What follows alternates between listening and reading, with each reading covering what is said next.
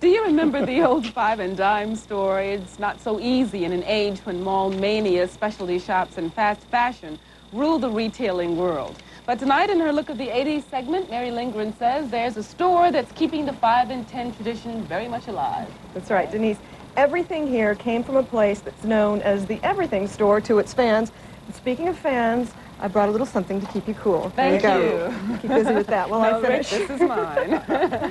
Well, a little of everything is what you'll find at a store that mixes modern merchandising with good old-fashioned friendliness. You won't find much in the way for 5 or 10 cents, but you will find value and variety. Lots of variety. The ring of an old cowbell is the sound you'll get used to at Attic Treasures in North Miami. It's a new twist on the old variety store started by a Boston couple that parked their car in our yard to retire 12 years ago. Instead, they opened a shop that wouldn't stop growing. You got a real potpourri over here, a real potpourri. We're the old-fashioned neighborhood store with all the latest things. That's what it is, like the old-fashioned general store. Marcia Smiley, or Masha as she's called here, helps run the store that started as an antique shop. She says it's so jam-packed she has to give tours. This is the household furnishing department, filled with wicker furniture and accessories. Just look at all the magazine racks. The AC system keeps the wind chimes playing. There's a whole case of clown collectibles. Down the aisle, china from China. The Cutlers keep a country kitchen section reminiscent of their Bostonian roots, a contrast to this full-size pink flamingo. There's even a toy department here, and always something on special, from 99-cent pantyhose to earrings. When Lenny goes to New York, we never know what's coming in that he's going to be shipping. So it's like Christmas almost every day here. Every day UPS is coming with something different. Believe it or not, hair is the best-selling item in the entire store, from wigs to falls. The synthetic hair started very small, and it grew, and it grew, and it grew. Marcia does all the fashion coordinating and buying, and she says she never gets tired of being in the store. What makes it unique?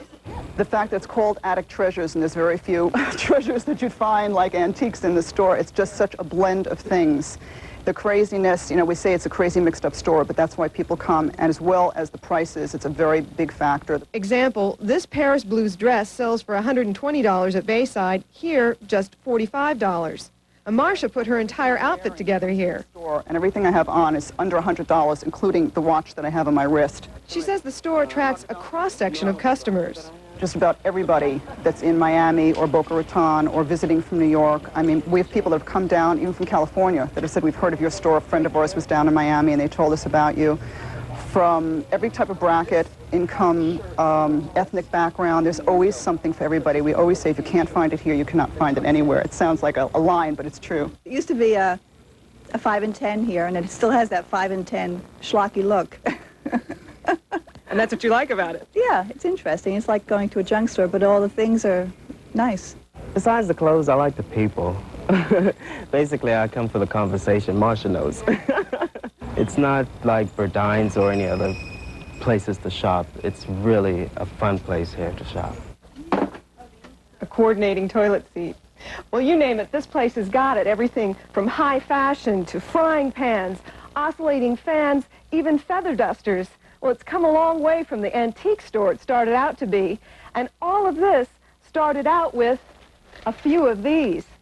Tube socks.